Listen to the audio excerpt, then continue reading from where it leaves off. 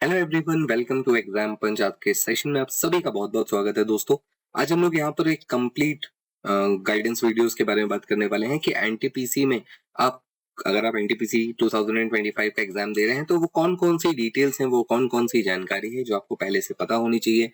चाहे वो डेट से रिलेटेड हो, वैकेंसी से रिलेटेड हो, एग्जाम प्रोसेस से रिलेटेड हो, CBT 1 CBT 2 CBAT क्या होता है, टाइपिंग स्किल क्या होती है, डॉक्यूमेंट वेरिफिकेशन में क्या होगा, इन सब के बारे में आज हम लोग यहाँ पे डिटेल में बात करेंगे और एक ही वीडियो में आपको मैं पूरी जानकारी देने वाला हूँ। तो इसे बस आप लोग आखिरी तक देखते रहिएगा। आपको पूरा जो एनटीपीसी का प्रोसेस है वो समझ में आ जाएगा। साथ ही साथ आपको ये भी समझ में आ जाएगा कि सिलेबस क्या है और उसे किस तरीके से हम लोग यहाँ पर कवर कर सकते हैं, क्योंकि एनटीपीसी का सिलेबस एक्चुअली काफी वास्ट सिलेबस है। तो चलिए शुरू करते हैं। सबसे पहले इंपॉर्टेंट डिटेल्स, इंपॉर्टेंट डेट्स के बारे में बात करेंगे, फिर जो भी आपकी पोस्ट वाइज वैकेंसीज डिटेल्स हैं उस पर बात करेंगे। एग्जाम प्रोसेस का ओवरव्यू क्या है, सिलेबस क्या है आपका CBT 1 CBT 2 का, किन लोगों को साइको का पेपर देना है, किन्हें नहीं देना है, किन को टाइपिंग टेस्ट देना है, डॉक्यूमेंट वेरिफिकेशन में क्या होने वाला है, इन सब के ऊपर अपन चर्चा करने वाले हैं आज। तो फटाफट पहले इंपॉर्टेंट डेट्स पर बात कर लेते हैं। हमेशा की तरह जब सबसे पहले डेट्स डिस्कस कर लेते हैं। 4 अक्टूबर को आपका नोटिफिकेशन आया था। 21 अक्टूबर से आपकी फॉर्म फिलिंग डेट चालू है और ये 20 नवंबर तक चलेंगी। तो 20 नवंबर के पहले पहले जरूर आप लोग फॉर्म भर दीजिएगा। इसके अलावा जो आपकी फीस डेट है, फॉर एग्जांपल आप फीस पे नहीं कर पा रहे हैं किसी कारण, तो आप फीस 22 तारीख तक पे कर सकते हैं। मॉडिफिकेशन विंडो जो है वो 23 से 2 दिसंबर के बीच में खुला होगा और सब्सक्राइब का डिटेल अगर आप एलिजिबल हैं इसके लिए तो 3 से 7 दिसंबर के बीच आप दे सकते हैं। अभी एग्जाम डेट नहीं बताई गई है और जहां तक मुझे लगता है कि जो एग्जाम डेट है वो आप मान के चलिए कि जैन एंड या फेब, ठीक है, जैन एंड या फेब तक आपको एग्जाम डेट्स आ सकती हैं। ठीक, मुद्दे पर आते हैं। हम जरा बात कर लेते हैं कौन कौन सी पोस्ट है। तो सबसे पहले हमारी आती है चीफ कमर्शियल कम टिकट सुपरवाइजर की लेवल 6 की जॉब है और साथ ही साथ स्टेशन मास्टर की भी लेवल 6 की जॉब है। दोनों का बेसिक पे 35,400 है, यानी मान के चलिए लगभग लगभग 65,000 के आसपास आपकी इन हैंड सैलरी, 60 to 65,000 के आसपास आपकी इन हैंड सैलरी बन जाएगी। जो मेन डिफरेंस है वो है आपके मेडिकल स्टैंडर्ड्स का इन दोनों में। ठीक है, मेडिकल स्टैंडर्ड्स स्टेशन मास्टर में A2 मांगा है। Now A2 is what? A2 का मतलब होता है आपकी आईसाइट 6/9 होनी चाहिए और कोई कलर ब्लाइंडनेस नहीं होनी चाहिए। ठीक है, ध्यान रखिएगा इस बात का, कलर ब्लाइंडनेस नहीं चलेगा। थोड़ा बहुत पावर चल सकता है, थोड़ा बहुत 6/9 तक चलेगा। जैसे ALP में 6/6 मांगते हैं, A1 स्टैंडर्ड मांगा जाता है, यहाँ पर A2 मांगा गया है तो थोड़ा बहुत पावर चलेगा, कोई दिक्कत नहीं। फिर आते हैं लेवल 5 की पोस्ट पर। इसमें है सबसे पहले गुड्स ट्रेन मैनेजर, फिर जूनियर अकाउंट असिस्टेंट कम टाइपिस्ट, सीनियर क्लर्क कम टाइपिस्ट। ये तीनों वैकेंसीज लेवल 5 की हैं। 29,200 का इनका बेसिक पे है, यानी लगभग लगभग आप 50 से 55,000 के बीच में आपकी इनकी इन हैंड सैलरी आपको बन जाएगी। और इसमें भी जो गुड्स ट्रेन मैनेजर वाली पोस्ट है इसमें आपका मेडिकल स्टैंडर्ड A2 मांगा गया है, यानी अगेन 6/9 का आईसाइट होना चाहिए, कलर ब्लाइंडनेस नहीं होनी चाहिए और कोई सीरियस प्रॉब्लम आपके हेल्थ को लेकर नहीं होनी चाहिए। ठीक है, ट्रैफिक असिस्टेंट लेवल 4 की जॉब है, बेसिक पे 25,000 है। A2 इसमें भी मेडिकल स्टैंडर्ड मांगा गया है। जो एज है वो सभी पोस्ट के लिए, क्योंकि ग्रेजुएशन वाला एग्जाम है तो सभी पोस्ट के लिए जो आपकी एज है वो 18 से 33 ईयर्स मांगी गई है टिल डेट 1/1/2026, यानी 1 जनवरी 2026 के पहले पहले तक आप 33 ईयर्स के नहीं होने चाहिए। ठीक है, 32 ईयर्स 11 मंथ समथिंग डेज तक चल जाएगा। तो अगर आप इस डेट के पहले पहले तक 33 कंप्लीट नहीं हो रहे हैं तो आप फॉर्म भर सकते हैं। इसके बाद पोस्ट वाइज वैकेंसीज यहाँ पर दी हैं। सबसे ज्यादा वैकेंसीज हैं गुड्स ट्रेन मैनेजर की। ठीक है, सबसे ज्यादा इसी की वैकेंसीज हैं। इसके बाद हमारी जो नेक्स्ट लार्जेस्ट वैकेंसीज हैं वो है जूनियर अकाउंटेंट असिस्टेंट कम टाइपिस्ट। इसके बाद जो सेकंड थर्ड लार्जेस्ट वैकेंसीज है वो है सीनियर क्लर्क कम टाइपिस्ट और इसके बाद station master and so on. बहुत ज्यादा फिर वैकेंसीज है नहीं। तो यहाँ पर कुल मिलाकर देखा जाए तो इन्हीं 3-4 वैकेंसीज में ज्यादा कंपटीशन होने वाला है या ज्यादा लोग इन्हीं के लिए जाने वाले हैं और सबसे ज्यादा जो पोस्ट है वो तो कुल मिलाकर गुड्स ट्रेन मैनेजर की ही है। और इस तरीके से टोटल 5,810 वैकेंसीज आपकी यहाँ पर बन जाती हैं। आगे हम लोग बात करते हैं कि क्या क्या इंपॉर्टेंट इंस्ट्रक्शन आपको ध्यान रखने हैं। तो सबसे पहले ऑफिशियल साइट पर ही आपको फॉर्म भरना है, वो सबको पता है ऑब्वियसली, और कहीं तो भराएगा नहीं। आपको एक ही RRB से फॉर्म भरना है। फॉर एग्जांपल आपने रांची से फॉर्म भर दिया, बिलासपुर से भी भर दिया, तो ऑब्वियसली आप डिस्क्वालीफाई हो जाएंगे, आप दोनों जगह ही पेपर नहीं दे पाएंगे। ऐसा भी नहीं कि किसी एक जगह दे पाएंगे या पहले जिसको भरा होगा उसको दे पाएंगे, नहीं। आप डिस्क्वालीफाई ही हो जाएंगे और दोनों जगह से हो जाएंगे। तो ध्यान रखिएगा, एक ही जगह से फॉर्म भरना है, एक ही जोन से फॉर्म भरना है आपको। इसके बाद एलिजिबिलिटी वेरिफिकेशन होगा आपका, डॉक्यूमेंट वेरिफिकेशन के टाइम पर होगा, बट आपको डिटेल्स यहाँ पर जो भी देनी है वो सही देनी है फॉर्म भरते समय भी, क्योंकि डॉक्यूमेंट वेरिफिकेशन के टाइम पर अगर ये डिटेल्स गलत पाई जाती हैं तो अगेन आपको नौकरी नहीं दी जाएगी। एज रिलैक्सेशन वो सब आप सभी को पता है ऑलरेडी। मेडिकल फिटनेस जैसा कि मैंने बता दिया, जिस वैकेंसी में A2 है, जिसमें B2 है और जिसमें C2 है। इसके बाद वैलिड ईमेल आईडी और मोबाइल नंबर आपके पास होना चाहिए, जो सभी के पास होता है। आधार बेस्ड वेरिफिकेशन होना है। अगर आपने अभी एनटीपीसी का फॉर्म भरा होगा या आपने सेक्शन कंट्रोलर का फॉर्म भरा होगा तो आपको पता होगा कि आधार बेस्ड वेरिफिकेशन हो रहा है, तो आपको रियल टाइम फोटो या आइरिस या थंबप्रिंट स्कैन ये सब आपको लग सकता है। ठीक है। इस पूरे प्रोसेस में जो भी आपका एग्जाम्स होंगे, चाहे वो CBT 1 हो, CBT 2 हो या CBAT हो, तो वहां पर अलग अलग स्टेज में आपको तीनों स्टेजेस क्रॉस करनी होंगी। अगर आप 3 स्टेजेस का मतलब है कुछ वैकेंसीज में 3 स्टेजेस है, कुछ वैकेंसीज में 2 स्टेजेस है। कौन कौन सी वैकेंसीज में 3 और 2 स्टेजेस है वो मैं आगे बात करूंगा। जैसे CBT 1 है, CBT 1 ऑनलाइन मोड का एग्जाम है।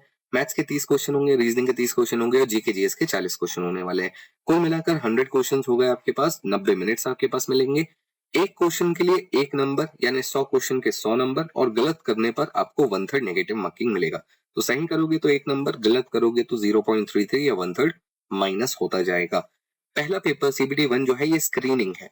स्क्रीनिंग का मतलब यहाँ से 8 गुना, वैकेंसी से 8 गुना बंदे या बच्चे CBT 2 में बुलाए जाएंगे। तो फॉर एग्जाम्पल आपके पास 100 वैकेंसीज है, आपने जिस भी जोन से फॉर्म भरा है, सपोज वहां पर 100 वैकेंसी है, तो CBT 2 में कितने बंदे चाहिए? उन्हें 800 बंदे चाहिए। ठीक है। अब इन 800 बंदों का CBT 2 होगा, CBAT होगा और टाइपिंग टेस्ट होगा। तो सबका नहीं होगा। जिस ने स्टेशन मास्टर के लिए फॉर्म भरा है और ट्रैफिक असिस्टेंट के लिए फॉर्म भरा है, तो वो CBT 2 के बाद CBAT भी देगा। और जिस बंदे ने ये आपका टाइपिंग वाली पोस्ट के लिए फॉर्म भरा है, तो उनका CBT 2 के बाद सीधा टाइपिंग होगा। ऑल्दो जिन बच्चों ने CBAT वाली पोस्ट के लिए फॉर्म भरा है, यानी जिनको साइको देना है, उनके साइको के नंबर जुड़ते हैं, जबकि टाइपिंग वाली पोस्ट के लिए टाइपिंग केवल क्वालिफाइंग नेचर की होती है, तो उनके लिए केवल CBT 2 के मार्क्स कट ऑफ या फाइनल सिलेक्शन के लिए मायने रखते हैं। वो चलिए मैं आगे थोड़ा सा और एक्सप्लेन कर दूंगा, फिलहाल मैं CBT 2 के बारे में बात कर लेता हूँ। CBT 2 भी ऑनलाइन मोड का एग्जाम है, वही MCQs हैं, एक क्वेश्चन 4 ऑप्शन, मैथ्स के 35 क्वेश्चन है, रीजनिंग के 35 क्वेश्चन है, जीके जीएस के 50 क्वेश्चन है, टोटल हो गया 120 क्वेश्चन। एक क्वेश्चन 1 नंबर का, यानी कुल मिलाकर 120 मार्क्स का पूरा पेपर होने वाला है। 120 मार्क्स में से हर क्वेश्चन के लिए, जैसे मैंने कहा, 1 नंबर मिलेगा सही, तो गलत के लिए 1/3 या 0.33 कट भी जाएगा। और CBT 2 ही है जो आपको फाइनल सिलेक्शन दिलवाएगा। ठीक है। इसके बाद क्या होगा? इसके बाद वो बच्चे जो स्टेशन मास्टर और ट्रैफिक असिस्टेंट के लिए फॉर्म भर रहे हैं, उनके साथ क्या होगा वो मैं आगे बताता हूँ। तो चलो सिलेबस के बारे में थोड़ा सा पहले समझ लेते हैं कि CBAT 1 और CBAT 2 का सिलेबस क्या है। देखो, सबसे पहले तो ये समझो कि CBAT 1 और CBAT 2 का सिलेबस सेम है, सिर्फ अंतर है नंबर ऑफ क्वेश्चन, टाइमिंग और लेवल में। जब हम लोग CBT 1 की बात करते हैं, तो आपकी जीके जीएस के 40 क्वेश्चन, मैथ्स के 30, रीजनिंग के 30, कुल मिला के 100 क्वेश्चन और 90 मिनट। 1/3 नेगेटिव मार्किंग है, जैसे कि मैंने बताया कि 8 गुना बच्चों को यहां से क्वालिफाई करके CBT 2 में पहुंचाया जाएगा। ठीक है। बट 8 गुना क्वालिफाई करने के लिए आपको एग्जाम देना पड़ेगा, और उस एग्जाम में क्या आएगा? तो देखिए, मैथमेटिक्स के 30 क्वेश्चन यहाँ पर बनेंगे इन टॉपिक से, नंबर सिस्टम से लेके परसेंटेज, रेशियो, प्रोपोर्शन, सब कुछ। यानी कुल मिलाकर मैं ऐसा कह सकता हूँ, मैथ्स के जो दोनों सेक्शन है, हमारा जो अरिथमेटिक वाला पार्ट है, अरिथमेटिक, और साथ ही साथ एडवांस, ये दोनों ही आपसे पूछा जाने वाला है और ठीक ठाक मात्रा में पूछा जाएगा। तो मैथ्स के अगर 30 क्वेश्चन है तो मान के चलिए या तो 15-15 मैथ्स अरिथमेटिक और एडवांस होगा, या बहुत हो गया तो 18-12 का रेशियो रहेगा, बस इससे कम नहीं होने वाला।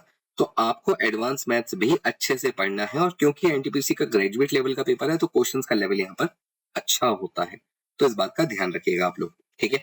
इसके बाद अगर मैं रीजनिंग की बात करूं तो वर्बल, नॉन वर्बल दोनों प्रकार की रीजनिंग आपकी यहाँ पर पूछी जाएगी। अच्छा, जो टॉपिक्स यहाँ पर लिखे हैं सिर्फ उतने टॉपिक्स नहीं है, इसमें मेंसुरेशन ऐड नहीं है।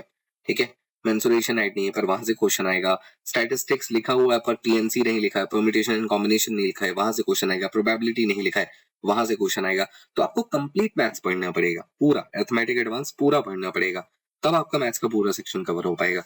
रीजनिंग में भी आपको पूरी रीजनिंग पढ़नी पड़ेगी, ऑल्दो बैंकिंग लेवल तक जाने की जरूरत नहीं है, बट टॉपिक के नाम पर आपको रीजनिंग के सारे टॉपिक्स पढ़ने पड़ेंगे। ठीक है। जीके जीएस में भी आपका पूरा का पूरा करंट अफेयर से लेकर जो स्टैटिक वाला पोर्शन है, current affair, national international, static वाला portion, history, geography, polity, economics, science, सारी चीजें रहने वाली हैं और आपको ये सारी चीजें पढ़नी है। ठीक है।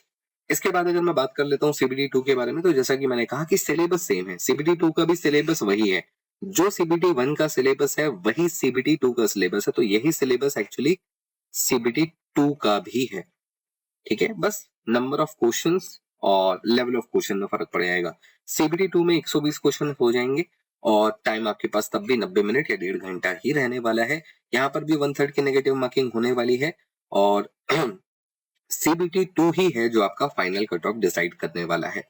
ठीक है, या फाइनल सिलेक्शन डिसाइड करेगा। ऑल्दो ये पूरी तरीके से बात सही नहीं है, क्योंकि फाइनल सिलेक्शन किसके लिए सीबीटी 2 डिसाइड करेगा वो मैं अभी बता देता हूँ। जैसे गुड्स ट्रेन मैनेजर के लिए आपको एडिशनल कोई स्किल टेस्ट नहीं देना है। ठीक है, चीफ कमर्शियल कम टिकट सुपरवाइजर के लिए आपको कोई एडिशनल टेस्ट नहीं देना है। तो इन दोनों लोगों के लिए और टाइपिंग टेस्ट वालों के लिए, टाइपिंग टेस्ट होगा इनका, बट सॉरी गलत जगह निशान बना दिया। टाइपिंग टेस्ट होगा इनका, बट इन 4 पोस्ट के लिए सीबीटी 2 के नंबर ही मायने रखेंगे, क्योंकि इनको और कुछ नहीं, टाइपिंग वालों को टाइपिंग देना है बट वो क्वालिफाइंग है। ठीक है, आगे बताऊंगा उसके बारे में। तो इन 4 पोस्ट के लिए आपके जो सीबीटी 2 के नंबर है उसी पर कट ऑफ डिसाइड होगा। पर स्टेशन मास्टर और ट्रैफिक असिस्टेंट के लिए आपके सीबीटी 2 के 70% और सीबीएटी के 30%, ये दोनों मिलाकर आपका 100% बनेगा और उसके बाद आपका कट ऑफ डिसाइड होगा या फाइनल सिलेक्शन के मार्क्स डिसाइड होंगे कि कितने नंबर पर फाइनल सिलेक्शन होना है। ठीक है, तो जैसे कि मैंने बताया, स्टेशन मास्टर और ट्रैफिक असिस्टेंट जिनको सीबीएटी देना है उनके सीबीटी 2 के 70% और सीबीएटी या साइको के 30%, ये दोनों जुड़कर जो मार्क्स बनेंगे उन मार्क्स के बेसिस पर आपका फाइनल सिलेक्शन होगा। तो आपको यहाँ पर भी अच्छा परफॉर्म करना है और साइको में भी अच्छा परफॉर्म करना है। ठीक है, साइको में अच्छा परफॉर्म करना बहुत जरूरी हो जाता है, क्योंकि साइको का एग्जाम का पैटर्न ही ऐसा है कि वो एवरेज पर डिपेंड करता है और लगभग 40 to 45% स्टूडेंट्स साइको में फेल होते ही होते हैं, चाहे कितना ही अच्छा पढ़ने में बच्चा हो। अभी हमने एएलपी में देखा है, जिन बच्चों के सीबीटी 2 में इवन 90 नंबर तक भी किसी किसी बच्चे के मैंने देखे 87 थे, ठीक है, 85 थे, इन बच्चों का तो सिलेक्शन हो जाना चाहिए था, बट वो साइको में फेल हो गए, तो वैसे ही बाहर हो गए। तो ये दिक्कत होती है साइको के साथ थोड़ी सी, तो ध्यान रखिएगा। ठीक है, साइको का पेपर इंग्लिश हिंदी दोनों में होता है, ऑल्दो नेगेटिव मार्किंग नहीं होती और विजन सर्टिफिकेट आपको लेकर जाना होता है। बाकी सारी डिटेल्स आपको एग्जाम के टाइम पर भी थोड़ी बहुत पता चल जाएंगी। रिगार्डिंग अगर आप ये पूछ रहे हैं या ये सोच रहे हैं कि सर ये विजन सर्टिफिकेट क्या है, तो डोंट वरी, एक छोटा सा सर्टिफिकेट है जो एनेक्स्चर 7 में दिया हुआ है नोटिफिकेशन में। आप डॉक्टर के पास जाते हैं, डॉक्टर आपकी आई चेक करता है और वो भर के दे देता है कि ठीक है, व्यक्ति की आई बिल्कुल ठीक है, वो परफेक्ट है, 6/6 है, और बस इतने पर आप एग्जाम देने बैठ सकते हैं। ठीक है, चश्मा लगा के मत पहुंच जाना बस एग्जाम देने। चलिए, इसके बाद में टाइपिंग पोस्ट वालों की बात कर लेता हूँ कि जिनकी टाइपिंग पोस्ट है उनके लिए क्या होगा। तो देखिए, टाइपिंग आपके लिए क्वालिफाइंग है, यानी आपके जो सीबीटी 2 के नंबर है वही मायने रखेंगे, बस आपको सिर्फ टाइपिंग टेस्ट को क्वालिफाई करना है। इंग्लिश 30 वर्ड पर मिनट, हिंदी के लिए 25 पर वर्ड्स पर मिनट, और हिंदी के लिए जो आपके फॉन्ट यूज होंगे वो होंगे कृतिदेव और मंगल, इनको ध्यान रखिएगा। इसके बाद में आता हूँ, बात कर लेता हूँ ये जो मैंने आपको स्टेशन मास्टर और ट्रैफिक असिस्टेंट के बारे में बताया, ये वही चीज रिपीट हो गई है यहाँ पर। हाँ, अब यहाँ पर हम लोग बात करते हैं कि डॉक्यूमेंट वेरिफिकेशन में क्या होगा। अब देखिए, चाहे आप टाइपिंग टेस्ट के लिए हो, टाइपिंग वाली पोस्ट के लिए हो, या नॉन टाइपिंग और नॉन सीबीटी वाले के लिए हो, या सीबीटी वाली पोस्ट के लिए हो, कोई भी हो, आपको एक बात समझनी होगी कि डॉक्यूमेंट वेरिफिकेशन में 1:1 के रेशियो में बुलाया जाएगा। तो अगर 100 बंदे हैं तो 800 बंदे सीबीटी 2 में बैठेंगे और 800 में से 100 बंदे सेलेक्ट किए जाएंगे। ठीक है, on the basis of merit. और इन्हीं 100 बंदों को वैकेंसी, क्योंकि 100 ही वैकेंसी है, तो 100 ही बंदों को वेरिफिकेशन के लिए, डॉक्यूमेंट वेरिफिकेशन के लिए बुलाया जाएगा। फिर अगर इनमें से कुछ बाहर होते हैं डॉक्यूमेंट के कारण या मेडिकल स्टैंडर्ड के कारण, तो फिर सेकेंड डीवी में फिर बाकियों को बुलाकर करवाया जाता है, वो एक अलग चीज है। बट आपको यहाँ पर ये समझना है कि आप को हर एक स्टेज पर परफॉर्म करना है। ठीक है, चाहे सीबीटी 1 हो, चाहे सीबीटी 2 हो, चाहे साइको हो या टाइपिंग हो, आपको हर एक स्टेज पर परफॉर्म करना होगा, क्योंकि तभी आपके फाइनल सिलेक्शन के चांसेस बन पाएंगे, उसके बिना नहीं हो पाएगा, इतना आपको समझना होगा। अब आपके सिलेक्शन के लिए हमने आपके लिए एक छोटा सा कंट्रीब्यूशन करने का सोचा है, और वो कंट्रीब्यूशन होगा आपके लिए बेस्ट कंटेंट डिलीवर करना। तो हम यहाँ से आपके लिए एक कंटिन्यूस सीरीज चालू कर रहे हैं जिसमें हम आपको पहले मैथ्स कंप्लीट करवाएंगे, जिसमें आपका एडवांस और अरिथमेटिक दोनों के ही सारे टॉपिक मैं यहाँ पर कवर करवाने वाला हूँ। ठीक है, साथ ही साथ रीजनिंग भी करवाऊंगा, बट रीजनिंग बाद में करवाऊंगा। पहले मैं आपको यहाँ पर मैथ्स कंप्लीट करवाऊंगा, क्योंकि ज्यादा बड़ा पोर्शन, ज्यादा बड़ा सेक्शन मैथमेटिक्स का है, ज्यादा टाइम इसी में लगेगा। रीजनिंग में बहुत ज्यादा टाइम नहीं लगता है, तो वो पैरेलल में भी मैं अगर चलाता रहूंगा तो आपका रीजनिंग बड़े आराम से कवर हो जाता है। ठीक है, ऑल्दो हल्के में मत लेना, एनटीपीसी की रीजनिंग भी अच्छी आती है, मैथ्स तो अच्छी ही है, रीजनिंग भी अच्छी आती है। और अगर लेवल 2 की बात करेंगे तो वहां पर भी मस्त हो जाती है, एटलीस्ट क्वेश्चन का लेवल बहुत बढ़िया हो जाता है। तो मैं आपको यही समझाना चाह रहा हूँ कि देखो बेटा, सीबीटी 1 सीबीटी 2 का आपका जो सिलेबस है वो सेम है, तो पढ़ना एक ही बार है, अच्छे से पढ़ना है। सीबीटी 2 के लिए बस आप इतना रखिएगा कि हमें इसे बार बार रिवाइज करना पड़े बस।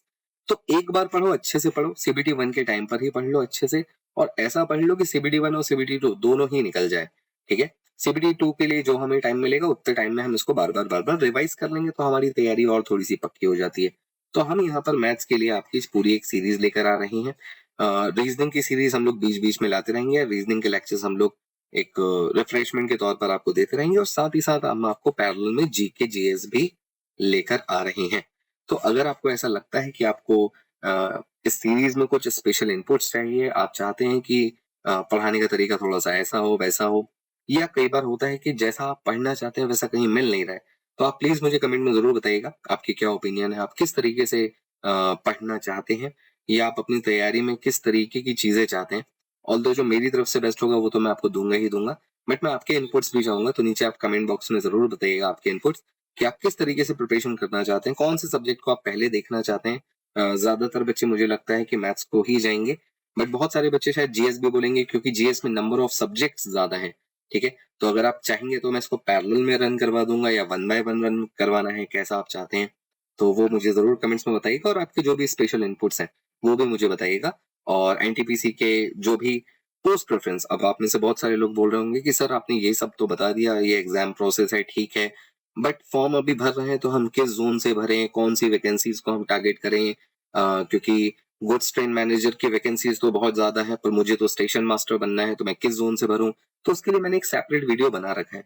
ठीक है, वो वीडियो देखिए, मैंने वहां पर आपको ये बताया है कि आपको आपका जोन किस तरीके से सेलेक्ट करना है।